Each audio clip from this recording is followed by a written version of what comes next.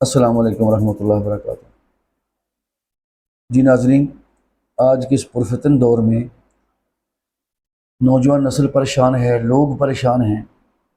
حق کیا ہے، باطل کیا ہے، صحیح کیا ہے، غلط کیا ہے۔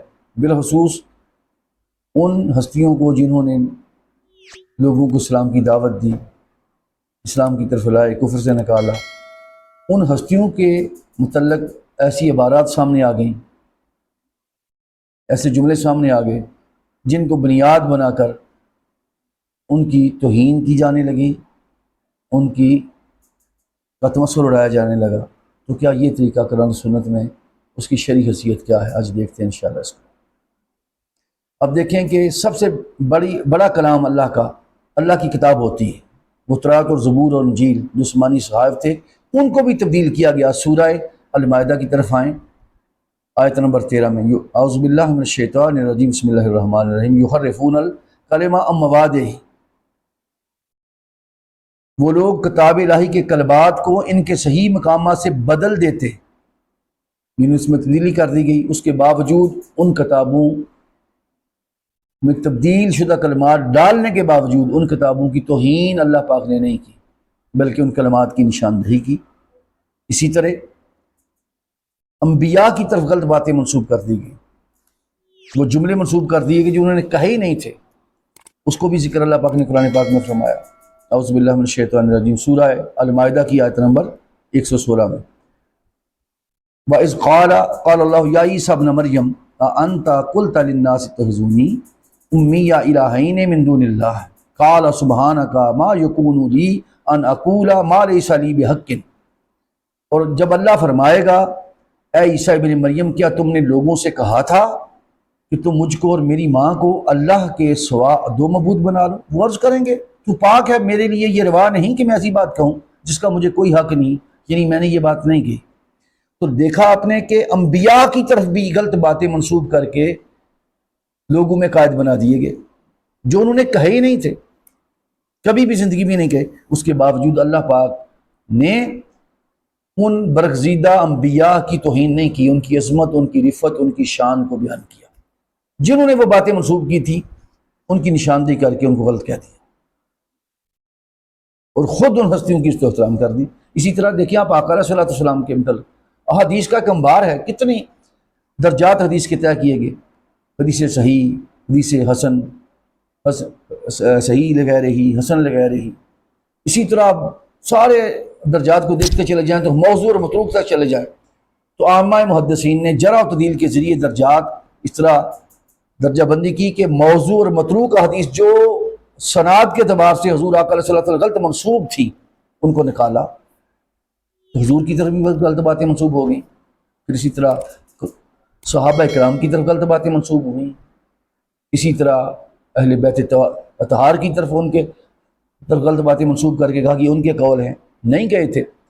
تو عامہ محدثین نے، پوری امت نے جرح و تعدیل کے ذریعے ان اقوال کو نکالا، لیکن معاذ اللہ آقا علیہ الصلوۃ والسلام کی توہین کا تصور بھی نہیں کیا جا سکتا، نہ کسی نے کیا، نہ کر سکتا ہے۔ اسی طرح صحابہ کرام کی عظمت برقرار رہی، ان کی طرف غلط منسوب اقوال تھے ان کو نکالا گیا، اہل بیت کی طرف جو غلط اقوال منسوب تھے ان کو نکال دیا گیا، ان کی عزت و احترام کو برقرار رکھا گیا۔ یہ 4 درجے میں نے آپ کو قرآن و سنت سے بتا دیے۔ اسی طرح اگر اقوال صوفیہ ہیں تو صوفیہ جو ہیں ان کی کتابوں میں ایسے اقوال ڈال دینا کون سا ایسا عمل ہے کہ نہیں ڈالے جا سکتے؟ یقیناً ڈالے گئے ہیں، ڈالے گئے ہوں گے، لیکن ان کو بنیاد بنا کر جب اللہ کے کلام میں کوئی تبدیلی کر دے، سوائے قرآن کے، انبیاء کے کلام میں، صحابہ اہل بیت کے کلام میں، تو ان کی نشاندہی کی جاتی ہے، ان اقوال کی، ان ہستیوں کا عزت و احترام برقرار رکھا جاتا ہے۔ یہ خدا کا دیا ہوا اصول ہے، انبیاء کا دیا ہوا اصول ہے، امت محمدی کا پورا دیا ہوا اصول ہے۔ تو یہ کہاں سے اصول نکل آیا؟ یہ تیسرا سٹیپ جو تھا، یہ پہلی دفعہ 1400 سالہ تاریخ میں ہوا کہ ان غلط کلمات جو صوفیاء کی طرف منسوب کیے گئے تھے ان کی نشاندہی نہیں صرف کی گئی، بلکہ ان نشاندہی کے نام پر ان ہستیوں کی توہین کر دی گئی، ان کتابوں کی توہین کر دی گئی۔ تو یہ طریقہ نہ خدا کا بتلایا ہوا ہے، نہ مصطفیٰ کا، نہ انبیاء کا، نہ پوری امت میں ایسا کیا گیا۔ ان اقوال کو بنیاد بنا کر آپ نہیں کر سکتے ان کی توہین، یہ طریقہ خدا کا دیا ہوا نہیں ہے۔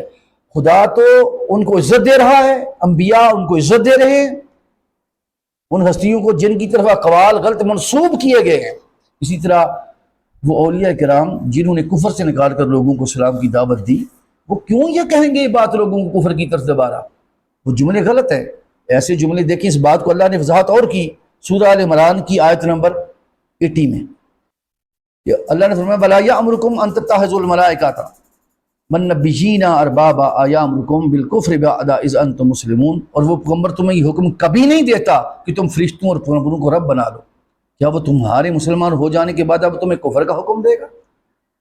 یعنی کہ وہ لوگ جو شرک سے، کفر سے نکال کر اسلام کی طرف لائے، وہ یہ جملے نہیں لکھ سکتے۔ یہ بات اللہ کہنا چاہ رہا ہے، وہ جملے نہیں کہہ سکتے۔ یہ جملے بعد میں منسوب کیے گئے، اس لیے ان ہستیوں کا احترام کرنا، عزت کرنا، ان کو عزت دینا۔ اگر کوئی نشاندہی کرنے کے بعد عزت دے تو سمجھے کہ یہ طریقہ انبیاء کی طرز پر ہے، مصطفیٰ کی طرز پر ہے، قوال صحابہ کی طرز پر ہے، پوری امت کی طرز پر ہے۔ اگر کوئی توہین کرے تو یہ طریقہ شیطان ہے، یہ طریقہ ابلیس ہے۔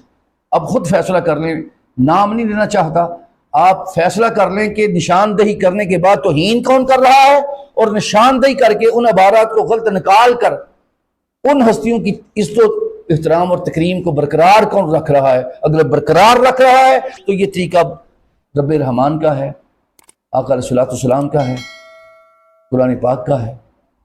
اور اگر کوئی توہین کر رہا ہے تو یہ طریقہ شیطان اور ابلیس کا ہے۔ اب خود سمجھدار ہیں، دیکھ لیں کہ اس سے کیا مقاصد حاصل کیے جا رہے ہیں۔ السلام علیکم۔